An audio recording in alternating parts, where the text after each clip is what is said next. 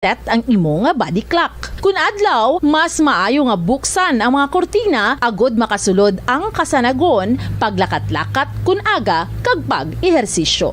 Kung gabi, likawan ang mga masanag na screen kaangay sa mga gadgets kag TV. Limitahan man ang pagkaon kag mga ilimnon nga may caffeine kag nicotine bagod makatuga ini sang problema sa pagtulog. Likawan man ang pagkaon sang madamo, pag-inom sa alcoholic drinks, pag-inom sang madamo nga tubig kag ang pag-overthink antes magtulog.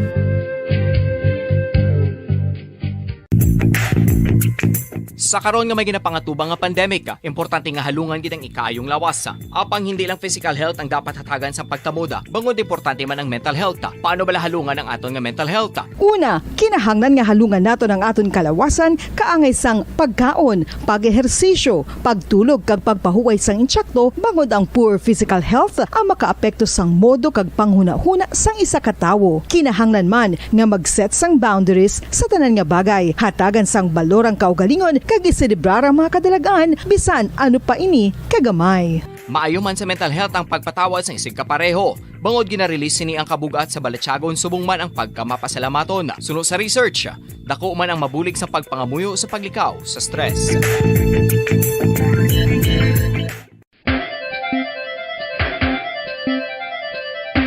Ang talaba.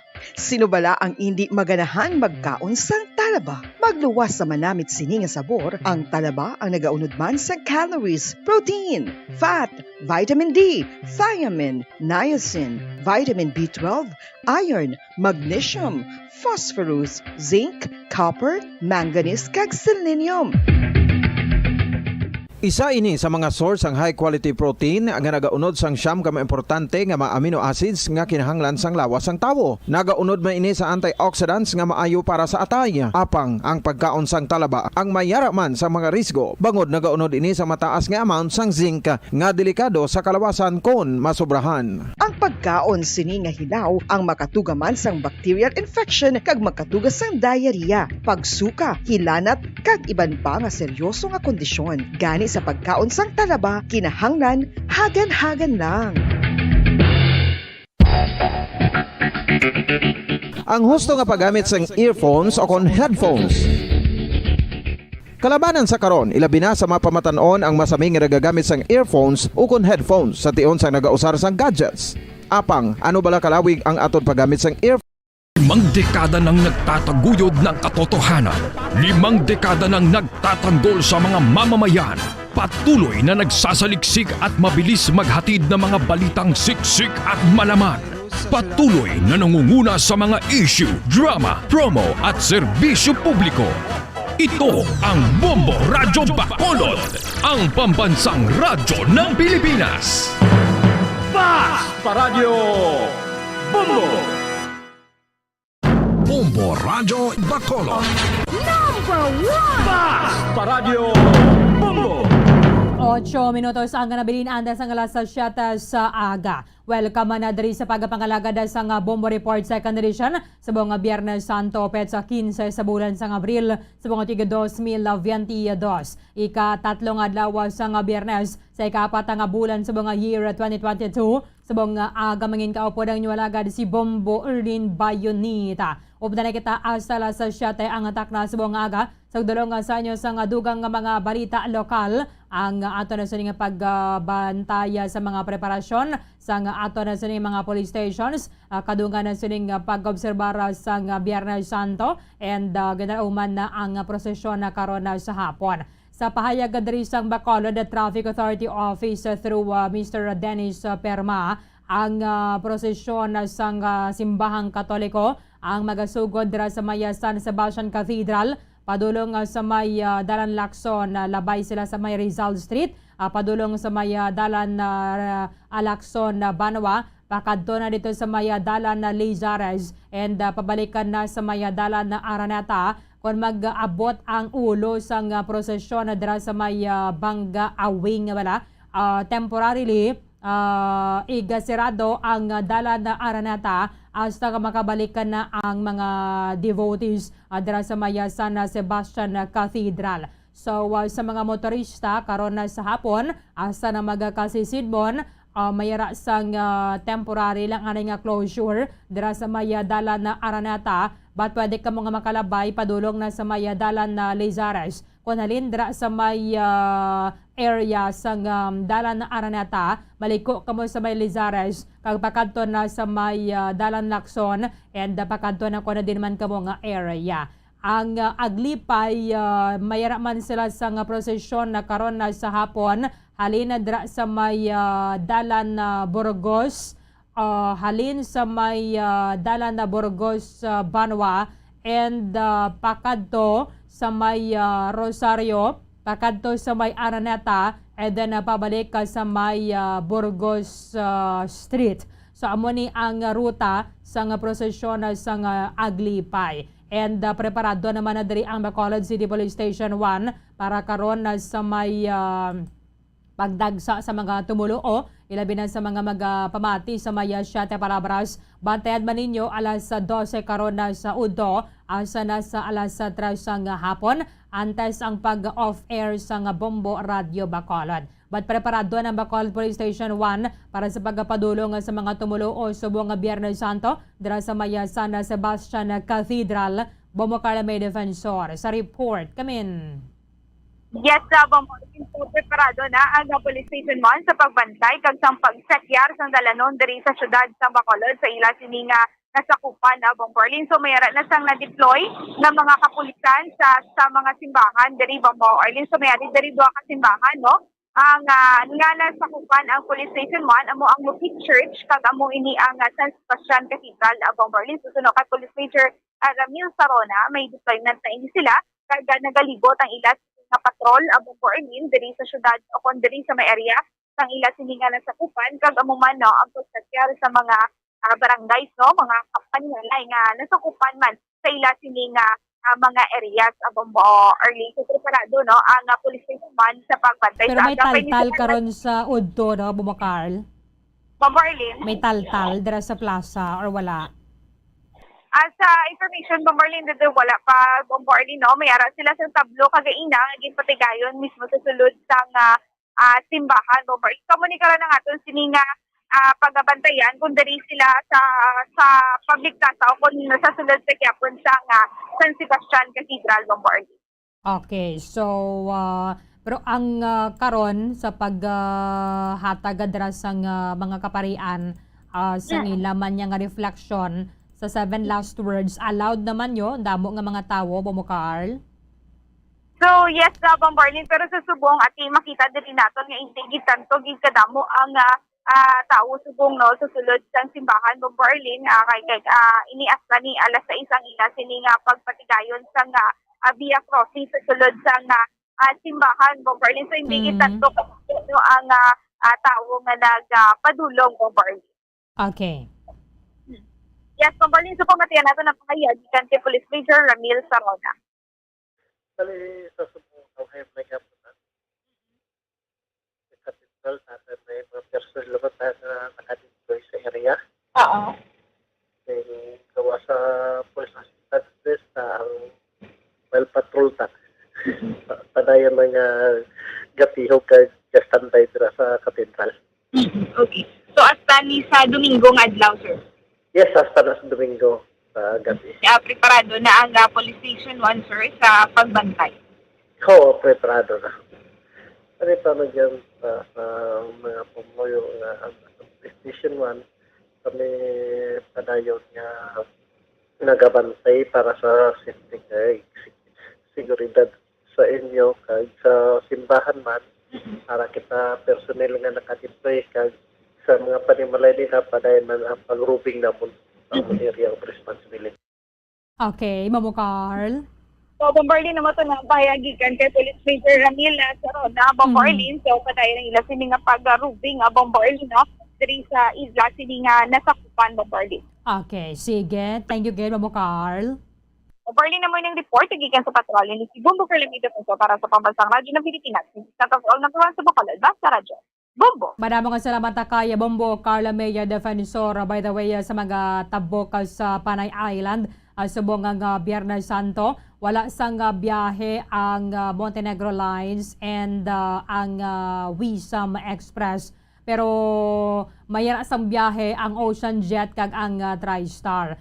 However, medyo ginapadyutayan lang nila because ang iba ni naton nga mga kotoran nga dito bala mag-obserbaran sang Semana Santa temprano pa man yang nga nakatabok. So, possibly, kung medyo damo-damo naman ang pasahero buwas, mag-resume na ang biyahe sa mga Ro-Ro vessels. Alas 2 ang atak na sa hapon, kay tiyamo ni nga biso nga ginapagwa kahapon ni Chief Petty Officer Louis Campaner, ang commander sa Coast Guard substation na Bradco. So, at least meron kamudra sa giya para sa mga magatabok sa Panay Island and pagdulong man diri sa aton sa may isla sang Negros. Preparado naman na ang mga police assistant sa desk kag assistant sa desk sa ginbutang sang Coast Guard sa mga puerto, mga pantalan naton diri sa may syudad sa Bacolod kadungan na sining pag-obserbar sang Semana Santa. Kaya sa buwas or sa Domingo, ginalauman naman ang pagdamo sa mga tao dahil sa may area sang barangay Punta Taytay. Impunto alas 7 na, yari na ang Bombo Network News. ABP Golden Dome for Best Radio Newscast Metro Manila goes to Bombo News, DWSM, Star FM, Bombo Radio. At ngayon, ang inyong tagapagbalita. Magandang umaga Pilipinas sa anumang oras sa buong mundo. Narito ng Bombo Network News Morning Edition. Ngayon po ay araw ng Biyernes Santo, Abril 15, 2022. Sa ulo ng ating mga balita, itong bilang po ng mga nasawi sa Eastern Visayas dahil pa rin sa bagyong Agaton na dagdagan pa at umakyat na po sa 123. Sa international news naman, si Pope Francis bumisita sa isang Italian prison para sa tradisyonal na paghuhugas ng paa para sa Huwebes Santo. Sa ating balita pa sa ibayong dagat, Ukrainian President Volodymyr Zelensky nakipagkita raw sa 4 na leader ng mga bansang kasapi ng North Atlantic Treaty Organization o NATO. Motorcade sana ng itim na Nazareno ng Quiapo Church hindi itinuloy matapos na magkagulo ang mga deboto. Sa iba pang mga balita, itong Boracay naman nakapagtala ng record high sa tourist arrival mula nang pubutok ang pandemya. 13,000 na mga turista na itala po yan sa loob lamang ng isang araw. Mga bayan naman sa Iloilo na isinailalim sa state of calamity nadagdagan pa. At mamaya tutukan din sa ating international news dahil ang International Criminal Court itinuturing na crime scene ang Ukraine. At sa atin pong sports, balitang Philippine women's volleyball team agad daw sumabak sa ensayo pagdating sa Brazil bilang paghahanda po yan sa Southeast Asian Games. At live nationwide via satellite mula sa Bombo News Center Makati, kami ang inyong mga makasamang maghatid ng mga balita. Ako si Bombo Everly Rico. At ako naman si Bombo Gerald B. Ulep. At ngayon sa retalye ng ating mga balita. Patuloy pang nadaragdagan ang bilang ng mga individual na kumpirmadong patay sa pananalasa ng bagyong Agaton sa Eastern Visayas.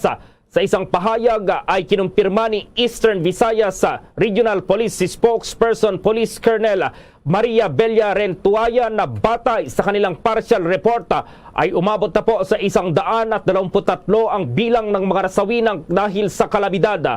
Anya, 86 dito ay mula sa lungsod ng Baybay habang nanggaling naman sa bayan ng Buyog sa Leyte. Itong 20 or 32 mga individual na nasawi at isa naman ang naitalang namatay sa bayan ng Mochong sa Samar. Paggunang lupa ng dahil sa malakas na mga pag-ulan ang itinuturong dahilan sa pagkamatay o ng pagkamatay ng mga residente sa Baybay at Abuyog matapos itong matabunan ng nawasak ng mga gusali na dahil pa rin sa nangyaring sakuna. Sa ngayon ay nasa 236 na katao pa itong pinangangambahang nawala sa Baybay City at 128 naman ang mga individual na nawala sa Leyte. Nasa 236 na mga individual naman ang sugatan ng dahil sa bagyo ayon sa mga otoridad.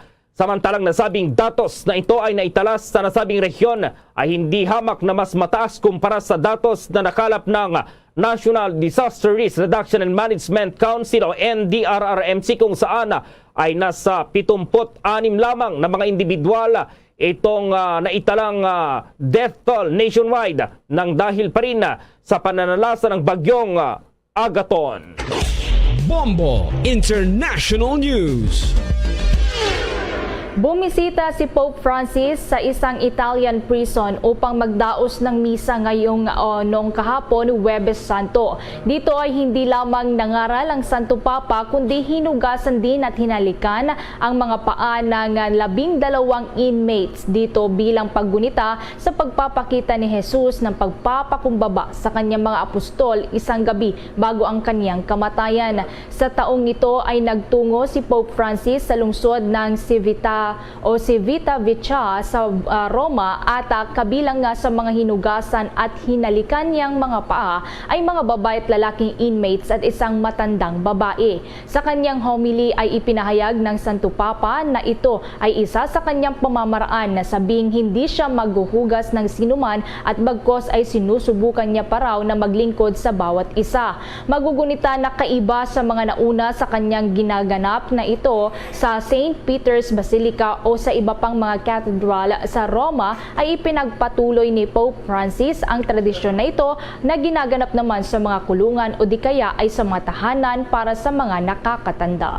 Samantala, sa iba pang mga balita sa ibayong dagat, nakipagkita raw si Ukrainian President Volodymyr Zelensky sa Pangulo ng Poland at Baltic State na Lithuania, itong Latvia at Estonia na mga miyembro po yan ng North Atlantic Treaty Organization o NATO sa kabisera ng Kiev sa gitna ng hindi pa rin natatapos na Russian invasion sa Ukraine.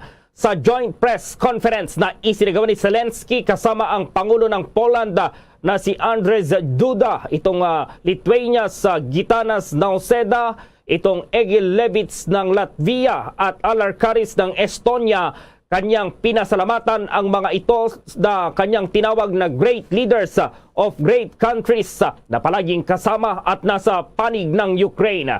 Sa simula, isaan niya sila sa mga sumusuporta sa vision ng Ukraine sa European Union, kabilang na ang matatag na polisiya sa pagpataw ng sanctions laban pa rin sa Russia. Sila din umano ay isa sa mga bansang nagbigay ng armed support sa Ukraine. Ayon pa kay Zelensky, kumpiyansa siya na sa tulong ng 4 na bansa ay magkakaroon ng magandang kinabukasan ng Ukraine dahil sa tulong anya ng mga ito na kanilang partners at kaibigan kaibigan ay tiyak na sila ay magtatagumpay.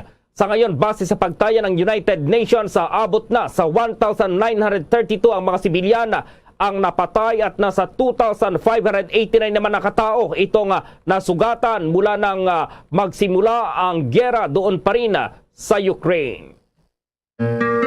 Bombo Radio Philippines is one with the whole Christendom in the celebration of the Passion, Death, and Resurrection of our Lord and Savior, Jesus Christ, this Holy Week.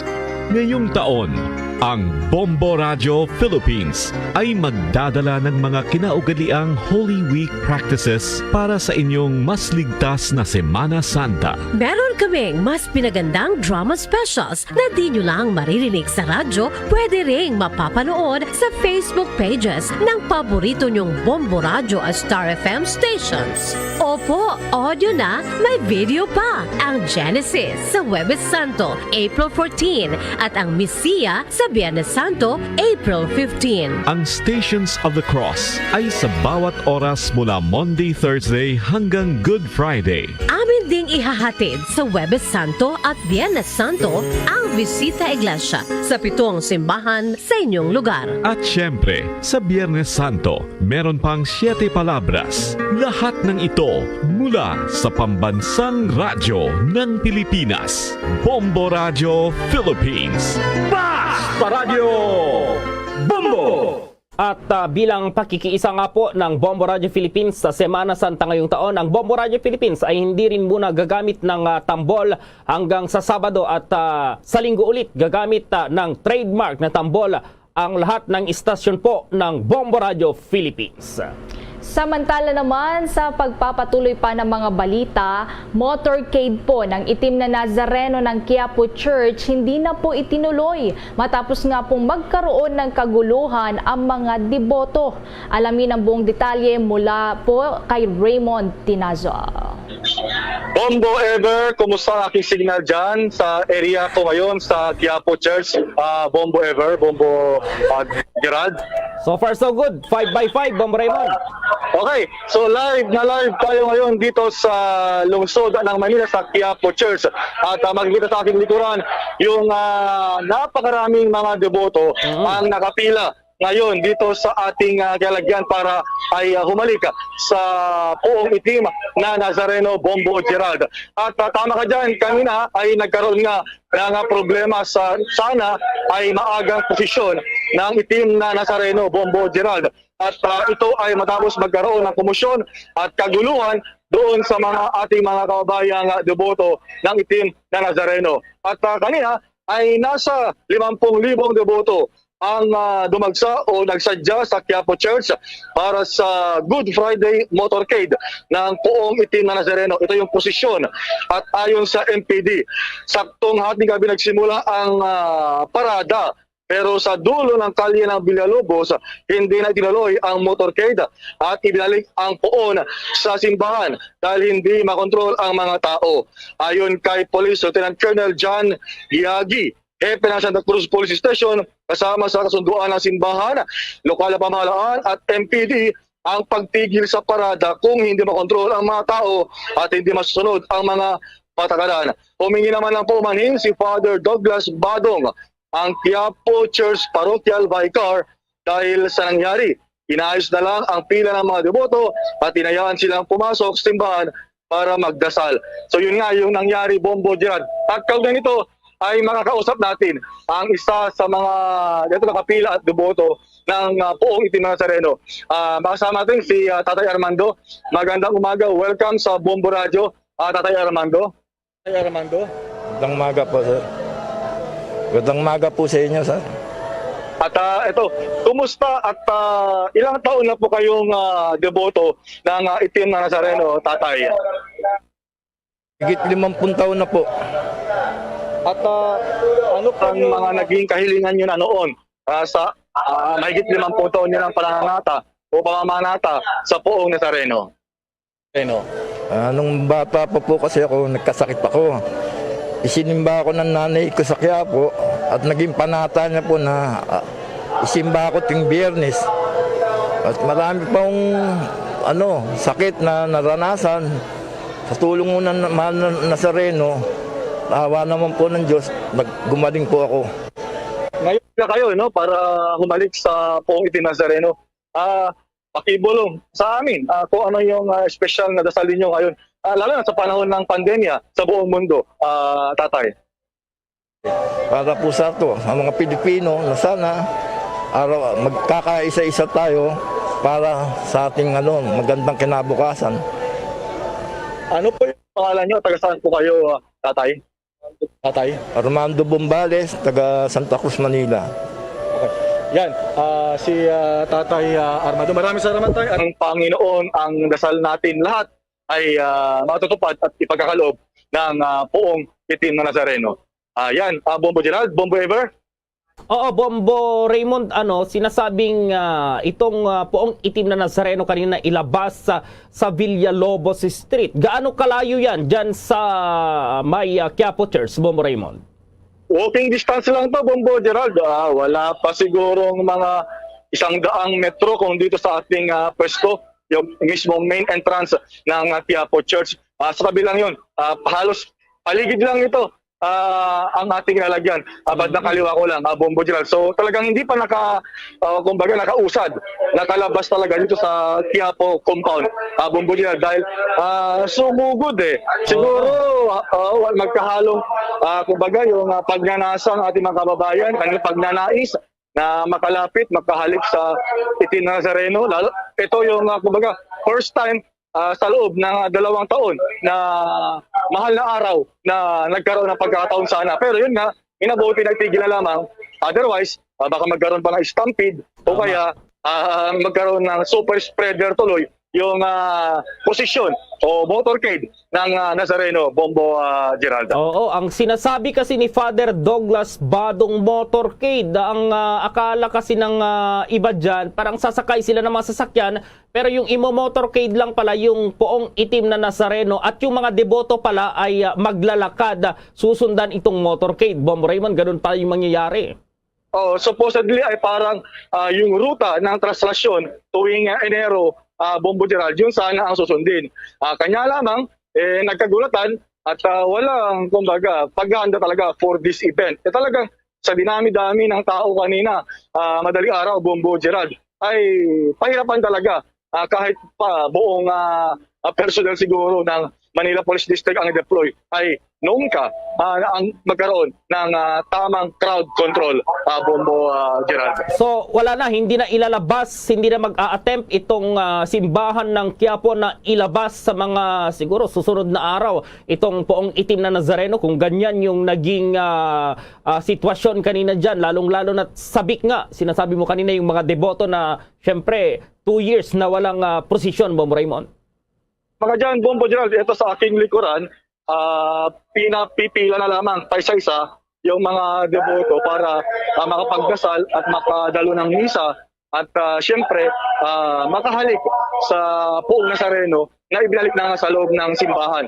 Dito sa aking bandang harapan ay punong-puno pa dahil meron lang ibinakod na railings, pero hanggang doon pa sa Quinta Market. Alam mo to, Quinta Market, punong-puno yung tao. Maging doon, sa sinasabi natin kanina, yung Villalobos. Ito, may mga kagawad ng Manila Police District ang nagtatanggal ng mga paninda rito dahil kanina pa nila pinapanawagan na ilisanin muna.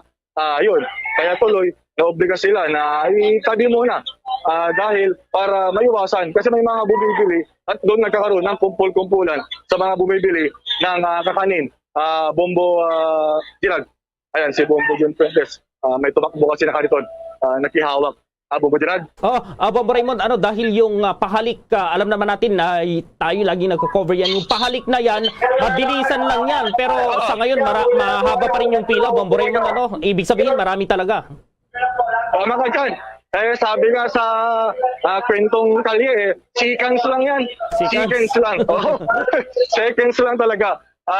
Yung mabilisan talaga kasi pila-pila. Tapos, doon ka lamang sa paa ng poong itim na Nazareno, Bombo Gerald. So, dahil kailangan mabilisan para makapila naman yung iba at makapalik. Pero, paalala uli ng Department of Health, hanggat maaari ay iwasan muna na humalik dahil alam mo na baka yung sinundan mo ay may dalang virus, mahirap na. So, kumbaga pwedeng lapitan tapos magdasal, yun na, siguro okay na yun. Basta baka iwas sa anumang sakit, Bombo Gerald. Okay, Bombo Raymond, mag-ingat kayo dyan. At buti at accommodating naman yung mga kagawad ng Manila Police District at pinapasok tayo dito sa area dahil talagang lockdown na. Sinarado na yung paligid nitong area natin ngayon at wala nang pinapasok at pinapaigot na lamang. Ito at naka-live tayo ngayon na nakapagbabalita. So live mula mismo sa simbahan ng Quiapo sa lungsod ng Maynila. Bombo Raymond Inasa nag-uulat para sa pambansang radyo ng Pilipinas. Basta Radyo, Bombo! Kaugnay nga niyan, yung marami ng tao dito sa mga isasagawang mga prosesyon, makakasama po natin ngayong umaga si NCRPO spokesperson, Police Lieutenant Colonel Jenny Texon. At magandang umaga po ma'am, live na po tayo sa Bombo Radio Philippines nationwide, worldwide. Yes sir, magandang umaga po Sir Gerald at sampu po ng iyong kasamahan dyan po sa ating himpilang Bombo Radio Pilipinas. At syempre po, sa ngalan po ng ating Regional Director ng NCRPO, Police Major General Felipe Natividad at ng Team NCRPO, ay malugod ko po kayong binabati sir ng Good Friday. Syempre po sir, nasa Semana Santa po tayo ngayon sir. Opo, yung nangyari doon sa Quiapo Church po kanina dahil nagkaroon ng kaguluhan, kumusta po yung deployment ng mga tao ng PNP dahil siguradong bubuhos yung mga deboto para dito sa prosesyon na isasagawa po ngayong araw po, Colonel? Actually, sir, yung ating deployment po, sir, ay nag-umpisa po tayong maglatag nung Sabado pa po, sir, dahil ina-anticipate natin na may mga kababayan po tayong masuuwi po ng mas maaga sa kanilang mga probinsya. At syempre po, dahil nga po 2 taon din po na wala po tayong uwi-uwian yung mga kababayan natin na nandito sa Metro Manila, we understand that they take this as an opportunity para makauwi po sila sa kanilang mga probinsya. At syempre po, ganun din po yung mga galing po probinsya na pupunta rin po dito sa Kamaynilaan, sir. Kung kaya tayo po ay talagang naglatag ng ating mga tauhan, hindi lang po sa mga terminal, sa mga pantalan, kundi tinake din natin yung konsiderasyon dito sa mga lugar na kung saan sila ay pwedeng magkita-kita, magkaroon ng gatherings, gaya po ng mga parke, mga malls, mga marketplaces, at saka yung mga iba pa pong pwedeng puntahan habang sila po ay nagpapahinga dahil alam po natin na ngayon po ay medyo long weekend po tayo. At syempre po, pag may mga ganyang pagkakataon, hindi po natin sinasawalan tabi, sir, na may mga kababayan din tayo na yung mga kawatan talaga na talagang gagawa ng hindi maganda. So, they might take advantage of the situation kung kaya't yan yung ating mga in-anticipate, sir, na pwedeng mangyari po, sir. Oo nga po, tumaas yung krimen gaya ng snatching at pagnanakaw. Ayon na rin sa data po yan ng PNP noong niluwagan itong restrictions dito sa NCR. May mga naitalabang ganitong krimen habang pauwi sa probinsya po itong ating mga kababayan. At kumusta po yung assessment nyo sa pag-uwi ng ating mga kababayan po sa probinsya? Yes, sir. Alam po natin, sir, na hindi po lingid, sir, sa atin. Nakahapon po, maging ang ating Philippine National Chief, PNP, sir, ay talagang nag-ikot po sila sa iba't ibang terminal, maging sa mga airports po natin. At kasama po dyan ang ating mga iba pang high-ranking officers ng ating PNP, mga district directors, sir, at upang matiyak na talagang may mga personnel po tayo doon na pwedeng mag-assist po dito sa ating mga kababayan na magsisidatingan at magsisiuwian. Tama po kayo, sir, dagsaan po ang mga kababayan natin sa mga terminals kung kaya't nagdagdag po tayo ng mga persa maliban po sa mga security guards na talagang nandun na po, ay may mga police assistance desk pa rin po tayo na nandoon upang sa gayon kung sakaling may mga hindi magandang pangyayari, mayroon po kaagad re-respondi po, sir. At nitong umaga nga po, sir, patuloy din yung ating ginagawang pag-i-inspection pa rin po. May mga terminals po na talagang sadyang marami po yung mga uuwi, maraming taong pupunta, pero may mga terminal din pa rin po na kukunti na po yung mga pupunta. Pero ganyan naman po talaga yan, sir. May mga oras na marami, may mga oras na kakaunti po yung tao. Kung kaya't yung ating mga kababayan po, ay wag po silang mag-alala, sir, na wala pong mag-assist sa kanila kung sakaling sila po ay pupunta sa mga lugar na yung mga nabanggit po kanina, dahil may mga pwedeng mag-assist po sa kanila doon na ating mga PNP personnel. At syempre po, sir, sa mga ganyang pagkakataon din, sir, hindi rin maiwasan, sir, na talagang yung sinabi nga natin na yung minsan hindi din nila maiwasang gumamit ng ating face mask, kung kaya't panay pa rin po yung ating pag-i-encourage sa ating mga kababayan na panatilihin po pa rin pong magsuot ng face mask. Yung ating minimum public health standard dapat ay talagang sundin pa rin po nila yan, dahil ang banta po ng COVID-19 ay nandyan pa rin po, sir, bagamat ang ating datos ay patuloy na bumababa. Sana hindi po yan maging rason para maging kampante po tayo, dahil iniiwasan nga natin, sir, na magkaroon na naman po ng surge nito. Kung kaya't yun din po, isa rin po yan, maliban po sa pagbabantay, sir, ay yung pagpapaalala na rin po sa ating mga kababayan, yung kanilang pagsusot po ng face mask, at kung pwede, sir, yung social distancing. Kaya nga lang, sir, yung social distancing ay medyo malabo ngayon. Kung kaya talagang doon tayo, sir, sa face mask po. Opo, noong mga nakaraang taon, kapag mayroong mga malalaking gatherings sa mama, hindi maalis yung terror threat. Ngayong balik po sa normal itong sitwasyon, may mga natatanggap po ba kayong mga banta, lalong-lalo na po ngayong Semana Santa po, ma'am? Sa ngayon, sir, ay wala po naman po tayo na monitor, wala po tayong natatanggap patungkol po dyan, pero gaya po ng ating sinabi, yan po ay hindi upang maging rason para maging kampante po tayo. The more po na tayo po ay magbabantay, dahil hindi po natin alam paano po ang iniisip ng mga yung mga samang loob na pwedeng mag-take advantage po dito sa sitwasyon po natin. Opo, ma'am, may adjustment po ba sa mga PNP personnel, lalong-lalo na dito sa mga i-deploy sa NCR, lalo ngayong araw, dahil asan yung pagbuhos, kagaya doon po sa Quiapo Church na talagang hindi na natuloy yung prosesyon. Ano po yung adjustment kung meron man itong PNP po dito? Yes sir, mayroon naman po tayong personnel sir at mayroon po tayong mga nakaantabay, mga reserve forces po natin kung sakaling ang isang lugar ay kumangailangan po ng kaukulang number ng additional personnel ay mayroon po tayong maidaragdag.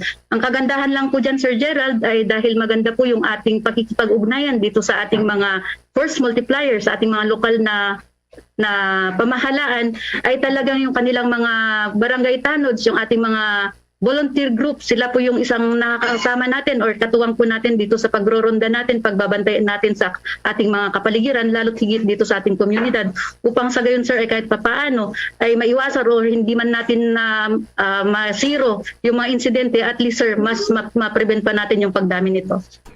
Opo, ang aking partner si Bombo Everly may katanungan din po. Bombo Ever, go ahead. Yes, good morning po Colonel. Hinggil naman po dito sa pagdiriwang na rin ng Easter Sunday po. Kamusta rin po yung gagawing deployment o pagbabantay po dito ng mga PNP personnel? Dahil ito na yung huling araw na mahigpit na pagbabantay po ng mga otoridad at siguradong pagod na rin po yung mga pulis po natin sa isang linggong pagbabantay, Colonel. Ang binigyan kasi natin ng deployment natin, maliban nga po dun sa mga bus terminals, mga PUGs, ay syempre po maglalagay din po tayo. Meron din actually dyan sa mga simbahan po natin. Dahil gaya po na sinabi ninyo, Easter Sunday, talagang muling pagkabuhay po yan. Talagang nandyan po yung iba't ibang activities na gawin at talagang dadagsain po yan ng ating mga kababayan. Kung kaya dyan po talagang magdadagdag po tayo ng ating mga kasamahan. At syempre po, hindi nga lang po, gaya na sinabi ko kanina, hindi lang po tayo nakafocus sa ating PNP personnel dahil kasama po natin dyan sa ating mga first multiplier po natin na sila din po ay talagang nagboluntaryo na sasamahan po yung ating kapulisan sa pagbabantay po. Okay, Colonel. And after po nitong Holy Week, sigurado din buhos po yung ating pong mga kababayan na babalik din po dito sa National Capital Region, maging po sa labas ng Metro Manila. Paano naman po ito pinaghahandaan po ng hanay po ng kapulisan na Colonel?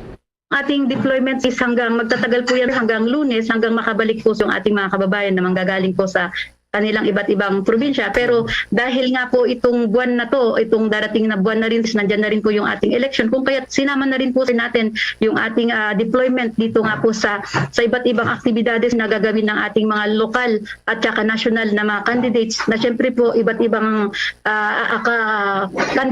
activities, campaign activities ang kanilang gagawin, kung kaya't nandyan pa rin po ang ating kapulisan. Pero hindi po natin isinasawalang tabi or sinasawalang bahala yung ating anti-criminality operation, kung kaya't nandyan pa rin po yung iba't ibang police-initiated operations na ating gagawin.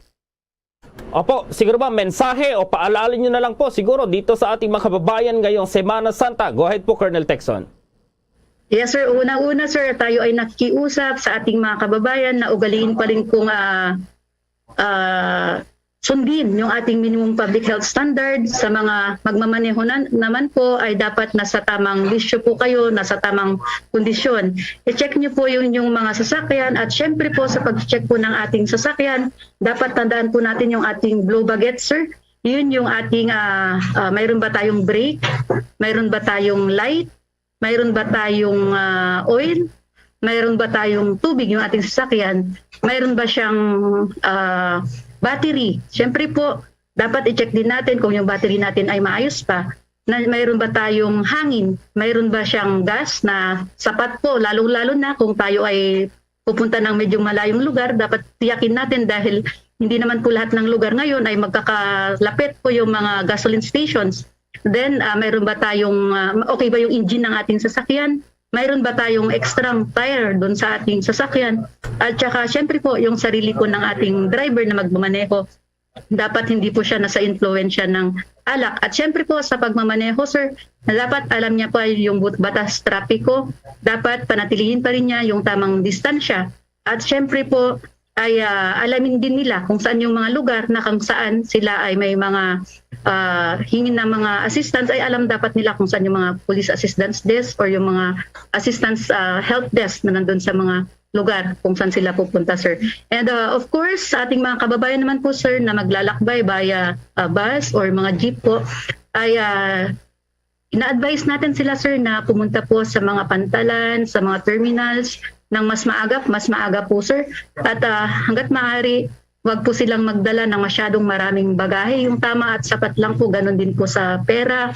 At syempre po, kasama na rin po yun sir yung kanilang pag-iingat, yung wag pong magsusuot ng mga gamit o mga bagay-bagay po na takaw tingin po sa mga mata po ng ating mga kawatan na pwedeng mag-take advantage na doon sa sitwasyon. At syempre po, yan yung pagsusot po ng mga mamahaling alahas na kumikinang talaga na takaw tingin.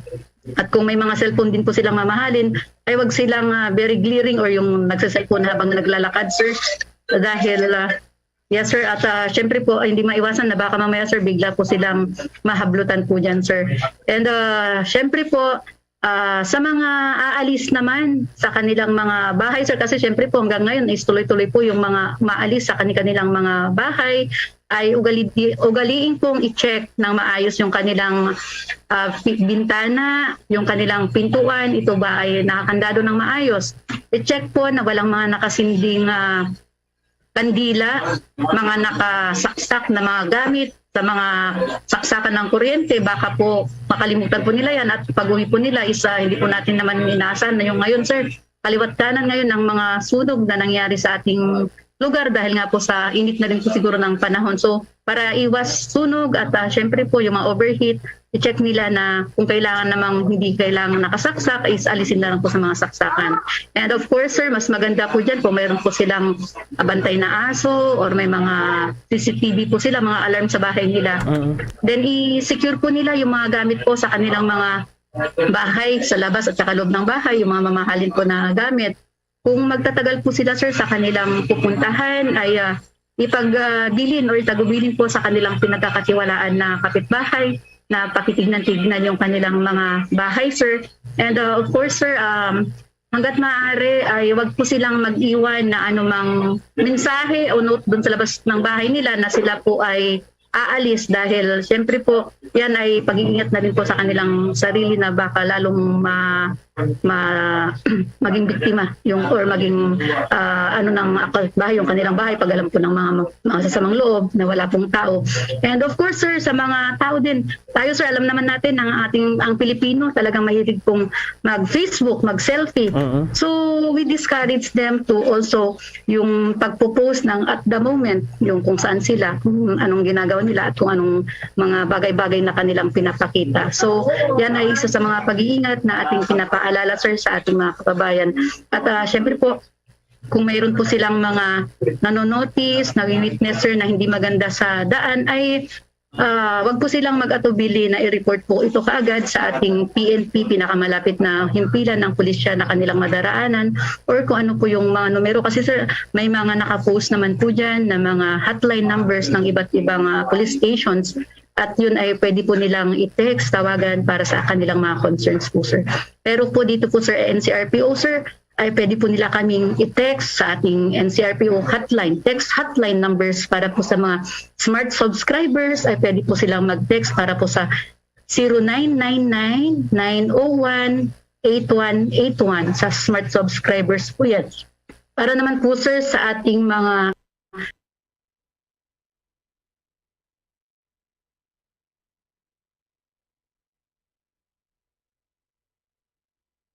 Globe subscribers, pwede nyo po kami i-text para po dito sa numero na ito, 0915-888-8181. Maging kung ang mga gumagawa ng hindi maganda po ay ating tolerate ang mga hindi magandang gawain ng ating mga kasamaan. At lalapigit po ng ating pambansang pulisya, ang ating Chief PNP, ang gusto niya, dapat tayo bilang officer, ay dapat nandyan yung ating distinct discipline and decorum para sa ating organisasyon at syempre po sa mga tao na ating resort to serve and protect, sir. With that, maraming salamat po sa oras na ibinigay nyo sa Bombo Radio Philippines and CRPO spokesperson Police Lieutenant Colonel Jenny Tecson. Yes sir, Sir Gerald, thank you po at mag-ingat po tayo lagi. God bless po sa ating lahat. Samantala, mayroon po dyan sa Manila Cathedral ng sculpture po ng Homeless Jesus. At ano kaya yung masasabi, ano yung hiling ng simbahang Katolika hinggil dito? At may special report si Bombo Dave Vincent Pasit. Pumukaw sa atensyon ng maraming mga mananampalataya na bumibisita sa Manila Cathedral sa Intramuros sa mga nakalipas na araw ang kakaibang iskultura ni Hesukristo. Hindi kasi ito makikilala kaagad na si Jesus dahil kakaiba ito kung ikukumpara sa iba niyang mga imahe.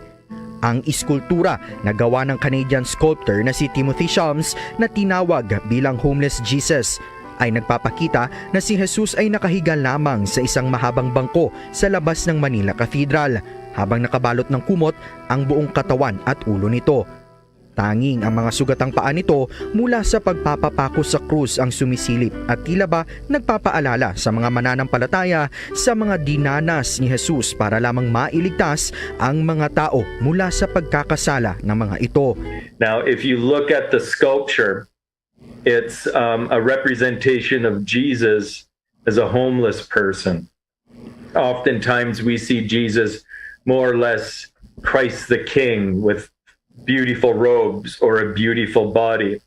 And that's what we're used to seeing. We go to a church, we go to a cathedral, and we identify Jesus with the body, the muscles, the perfection, the crown, the halo, and oftentimes that is beautiful and wonderful. But there's also the other Jesus, the Jesus that he describes of himself. And in Matthew 25, it is a beautiful passage where people are questioned, or people ask, when did we help you when you were hungry? When did we clothe you when you were naked? When did we visit you in prison? And the response is, whenever you've done this to the least of my brothers, you've done this to me. And so what is fascinating about that passage is he makes a direct connection towards himself and the marginalized in the world. Sa kanyang homily sa misa noong Linggo ng Palaspas, sinabi ni Cardinal Jose Advincula na hindi lamang ipinapakita kundi ipinagsisigawan din ng Homeless Jesus na bigyan ng pansin ang mga kapatid sa pananampalataya na hirap na makahanap ng lugar sa lipunan at sa puso ng bawat isa. We are invited to listen to the tiny voices of our brothers and sisters who are in need of our care, support, and love. Before the Mass, we unveiled and blessed the Homeless Jesus sculpture permanently installed at the patio of our cathedral. More than a work of art, the statue of the Homeless Jesus, according to its artist Tim Schmalz, is a virtual sermon 24 hours a day. Ang imahe ng Homeless Jesus ay nangungusap sa atin, sumisigaw sa atin na marinig ang tinig ni Jesus at makita siya sa mga kapatid nating walang lugar sa ating lipunan at walang lugar sa ating puso. Umaasa sila sa Manila Cathedral na ang imaheng ito ni Jesus ay magsisilbing inspirasyon para magpanilay-nilay at magkaroon na rin ng pag-uusap ang bawat isa para makatulong sa mga mahihirap gayon din sa mga palaboy. Hinahamon din nila ng imaheng ito ang tinatawag ni Pope Francis na throwaway culture, kung saan hindi nabibigyan ng pansin at naaabuso rin ang mga mahihirap at iyong mga walang boses sa lipunan. Panawagan nila Cardinal Advincula na naway ang sculpture na ito ay hindi lamang magsilbing ordinaryong imahe lamang, kundi maging lugar para sa mga mas malalim na pagdarasal at pagbabago na rin ng puso ng bawat isa. Gawing gabay rin nila ang imaheng ito ng bawat isa para pumili ng isang competent at honest na mga leaders sa nalalapit na halalan. Ang Homeless Jesus ay isa lamang sa mga maganda at makabuluhang tanawin sa loob at labas ng Manila Cathedral na siyang sentro ng Roman Catholic Church sa Pilipinas. Itinayo ito noong 1581 gamit ang mga nipa at kawayan sa hangarin ni Juan de Vivero na gawin lamang itong simpleng simbahan. Pero kalaunan ay naging cathedral noong December 21, 1581 nang idineklara ito ni Domingo Salazar na siyang kauna-unahang obispo ng Maynila. Ilang giyera, sunog, lindol at bagyo na rin ang dumaan pero nananatili pa rin itong nakatayo hanggang sa kasalukuyan. Kaya naman maituturing na rin ito bilang historical architecture sa bansa. Sa loob ng cathedral, makikita ang ilan sa mga sacred relics at marami ring religious artworks na ilang siglo na rin ang tanda. Saksi rin ito sa beatification ni Lorenzo Ruiz sa pangunguna naman ni Pope John Paul II noong Pebrero 1981. Sa ngayon, makalipas ang ilang siglo, ang kasaysayan na naukit sa mga batong ginamit sa pagtayo ng Manila Cathedral ay nananatili pa ring maganda at hindi pa rin kumukupas ang sinisimbolo nito sa katatagan na mayroon ang mga Pilipino sa tuwing nahaharap sa anumang hirap sa buhay. Para sa aking special report ngayong Holy Week, mula rito sa Manila Cathedral, Bombo Dave Vincent Pasit nag-uulat para sa Pambansang Radyo ng Pilipinas. Basta Radio, Bombo!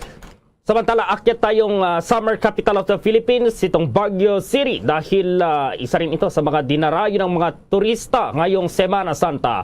At nasa linyang Bombo Radio Baguio, Bombo Irene. Yan.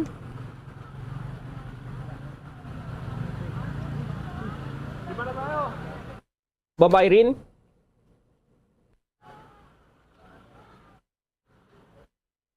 Okay, so mamaya balikin natin si Bombo Irene. Marami-raming tao na dyan sa may Lourdes Grotto po yan dyan sa Baguio City. Dinarayo rin ng mga turista ngayong Holy Week. At syempre, summer capital of the Philippines yan. Medyo mainit yung panahon ngayon. Kaya nagsiakyatan yung mga kababayan natin dyan pa rin sa City of Pines. Bombo Irene? Ayan, so mamaya ay balikan natin itong linya ni Bombo Irene at sa mga sandaling to, Bombo Ever. Samantala muna, papalo na nga sa 276 ang kaso ng COVID-19 na naitala ng Department of Health kahapon. Dahil dito, aabot na sa kabuang 3,682,356 ang bilang ng mga dinapuan ng COVID-19 sa bansa. Mayroon namang aktibong 24,000 mahigit, ang pinakamababang daily single day na naitala noong Enero 2 na mayroong 21,418. Ang bilang naman ng mga recoveries ay umakyat na sa 3.5 million habang ang death toll naman sa bansa dahil sa COVID ay nasa 59,932. Kabilang naman sa mga top regions na mayroong pinakamataas na kaso sa buong linggo ang National Capital Region na mayroong 1,307 na sinundan ng Region 4A na mayroong 530 at Region 3 na may 368 cases. Ang bed occupancy rate sa Pilipinas sa ngayon ay nasa 16.2% na mayroong 5,228 na okupado habang nasa 26,955 naman ang mga bakante pa. Ayon sa DOH, nasa 17,000 mahigit na mga individual ang sumalang sa COVID test noong araw ng Miyerkules at mayroong 300 testing laboratories naman ang nagsumite ng kanilang datos. Balikan natin ang linya ng Bombo Radio Baguio, Bombo Irene, go ahead. Okay, Bombo Gerald, buhat pa rin dito sa Baguio City. Alam mo bang unti-unti nang nararamdaman ang sigla ng turismo dito sa summer capital of the Philippines ngayong Holy Week. Ito ay pagkatapos na naramdaman namin ang pagdagsa ng napakaraming turista dito sa City of Pines nitong nakaraang linggo. So ayon naman kay Mr. Andrew Pinero, ang spokesperson ng Hotel and Restaurant Association of Baguio, maabot na sa 80 to 90% ang total accommodation. Ayon naman Engineer Alec Mapalo, ang City Tourism Officer ng siyudad ng Baguio, bali mula pa nung April 8 hanggang April 17, alam mo bang umaabot na sa 80,000 ang nagparehistro sa bisita online platform na kung saan ito ay kanilang inaprubahan. Narito pa ang karagdagang pahayag ni Engineer Alec Mapalo. Yun din naman ang gusto naming mangyari, no, na aware ang ating mga residents themselves, no, at yung ating mga bisita na ano ang magiging expectations, no, pagdating ng ating mga peak season ng tourists para magtulungan na rin tayo. We're starting to advocate, sabi ko nga, ito yung parang restart button natin towards a better normal, no, rather than going back to the old normal of many bad practices. So ngayon medyo ayusin sana natin, and the only way forward really is advocating responsible and sustainable tourism this time, no. So yung responsibility na yan, it works both ways, no. Us na nandito sa Baguio City, mga residents, mga tourism workers natin, tourism establishments, nagtutulungan, pati na rin yung mga nasa different departments ng city, nagtutulungan din dyan, at malaking tulong nga yung BCPO, kaya tayo merong tourist police unit. And the other end naman, yung ating mga bisita, no? I think we were able to instill naman with our visitors, no? Kasi pag nag-register sila sa Baguio Bisita, ang daming reminders din na lumalabas doon. May mga announcements kami doon kung ano dapat nilang i-observe pag nandito na sa Baguio City. Ang lagi nga namin sinasabi, they are not exempted from our traffic rules and regulations. They have to follow that. Yan ang himig ni Engineer Alec Mapalo, ang City Tourism Officer. Kahapon naman, Bombo Gerald, ay inilaunch yung hop off or HOHO tourist bus dito sa siyudad ng Baguio, na sila ang magsasakay sa mga turista natin papunta sa mga tourist site dito sa siyudad ng Baguio. Ito ay libre. Kahapon yan inilaunch hanggang sa Easter Sunday sana, Bombo Gerald.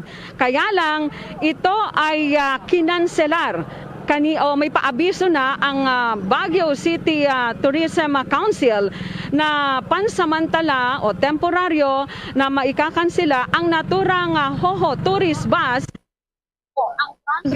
ang transport sector dito sa siyudad ng Baguio, na sa halip na kumita sana sila ngayong Holy Week, nabawasan pa yung kanilang kita. So sabi nila, pag-uusapan na lamang nila para ang layunin naman daw ng HOHO tourist bus ay para sana maibsan yung traffic papunta sa mga tourist destination natin. Sa kasalukuyan pala, Bombo Gerald, go ahead. Ay nandito tayo sa Our Lady of Lourdes, na kung saan napakaraming tao ngayon ang pumupunta. Dahil ang Our Lady of Lourdes natin, actually maraming pumupunta rito, lalo na sa araw ng linggo. Maliban sa ito ay tourist destination. Pero mapapansin mo na kapag Lunes Santo hanggang sa araw ng linggo ay talagang dinarayo yung naturang tourist destination na ito. Bombo Gerald. Oo, Bombo Irene, tuwing summer dati, kapag Semana Santa, mayroon yung program dyan ng Baguio Correspondent and Broadcasters Club, yung BCBC, na yung mga turistang first time na pupunta sa Baguio City, tsambahan na kukunin din sa mga bus at mayroon silang libreng accommodation, VIP treatment. Naibalik na ba ito, Bombo Irene? Sa kasalukuyan, Bombo Gerald, ay hindi pa naibalik. Ito ay halos magtatatlong taon na rin na wala pa yung ginagawa ng BCBC na pagpili sa mga summer lucky visitor. Okay, Bombo Irene. Okay, yan ang ulat. Buhat pa rin dito sa Bombo Radyo Baguio. Bombo Irene Visconde Buenaventura para sa Pambansang Radyo ng Pilipinas at consistent number 1 dito sa siyudad ng Baguio. Basta Radyo Bombo. Kaugnay niyan, mayroon ding tourist destination na kapagtala daw ng record high isang araw. 13,000 na tourist po yung naitala sa loob lamang ng isang araw dyan po sa Boracay. At nasa linya naman ang Bombo Radyo Kalibo. Yes, Bombo Gerald, Bombo Ever, pumalo nga sa record high na 10,000 hanggang 13,000 na mga turista ang bumisita sa isla ng Boracay kahapon, Huwebes Santo or Monday, Thursday.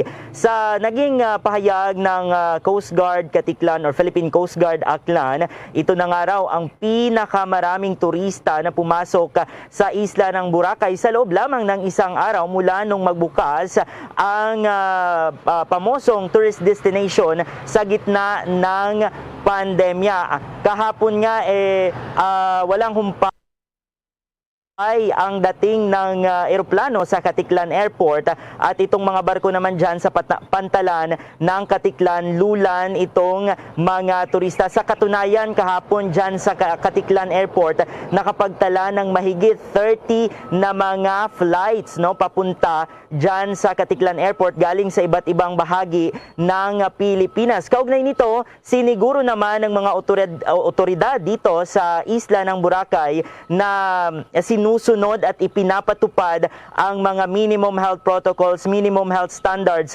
lalong-lalo na sa mga turista. Ngayong araw, inaasahan naman na bahagyang bababa ang turista na papasok sa isla ng Boracay dahil nga sa pagkansila ng biyahe ng barko galing Romblon at Batangas papuntang Katiklan, vice versa. Sa katunayan, Bombo Gerald, Bombo Ever, doon sa isla ng Boracay, nagkakaubusan na ng e-trike. Itong e-trike ang pangunahing transportasyon na sinasakyan ng mga turista doon sa isla ng Boracay. Kasi nga, dahil nga sa bulto ng mga turista na bumisita sa nasabing isla. Kahapon dyan sa may Cagban Jetty Port, mahaba ang pila ng mga turistang naghihintay ng mga tricycle na kanilang masasakyan papunta sa kanilang mga hotel accommodations. Pagdating naman sa hotel accommodations, walang problema, Bombo Gerald, Bombo Ever, kasi nga base sa datos ng Malay Tourism Office, nakapagtala na ng mahigit 340 na mga hotel establishments ang nakapagbukas. Ibig sabihin, may katumbas yan na mahigit 12,000 na mga hotel rooms. Nangangahulugan yan na itong mga hotel establishments or mga accommodations ay nakapasa sa standard ng Department of Tourism. That's why nabigyan sila ng Certificate of Authority to Operate. Bombo Gerald, Bombo Ever. Okay, mag-ingat kayo dyan, Bombo Ninyo. Alright, yan ang balita mula dito sa Calibo International Airport. Para sa Bombo Network News, ito si Bombo Ninyo Rugin Teodosio, nag-uulat para sa Pambansang Radyo ng Pilipinas at consistent overall #1 sa Aklan. Basta Radio, Bombo! Samantala naman sa ating pang mga Semana Special, alamin natin kung paano naging St. Joseph Parish Church ang chapel sa loob mismo ng Camp Crame kung saan nagdarasal ang ating mga magigiting na kapulisan. Alamin niyan sa special report ni Bombo Annalise Soberano. Paano nga ba naging St. Joseph Parish Church ang chapel sa loob ng National Headquarters ng PNP sa Camp Crame? At para sa kaalaman din ng publiko, ang PNP pala ay mayroon ding patron saint o guardian angel. Ating alamin kung sino ito. Bilang bahagi ng Bisita Iglesia ngayong Semana Santa, tinungo ng Bombo Radio Philippines ang St. Joseph Parish Church sa loob ng kampo ng Philippine National Police sa Quezon City. Para sa kaalaman ng lahat, ang nakatayong simbahan sa loob ng kampo ngayon ay tinawag noon na Camp Crame Multi-Faith Chapel na pinasinayaan noong February 13, 1975. Pinangunahan ito ni Doña Josefa Edralin Marcos, ang nanay ng yumaong Pangulong Ferdinand Edralin Marcos. Ang nasabing chapel ay na-construct sa panahon ng administrasyon ni dating Major General Fidel Ramos na siyang Chief Constabulary noon. Sa panayam ng Bombo Radio kay Based Catholic Chaplain o Parish Priest ng St. Joseph na si Father Alejo Despacio Jr., ang nasabing chapel sa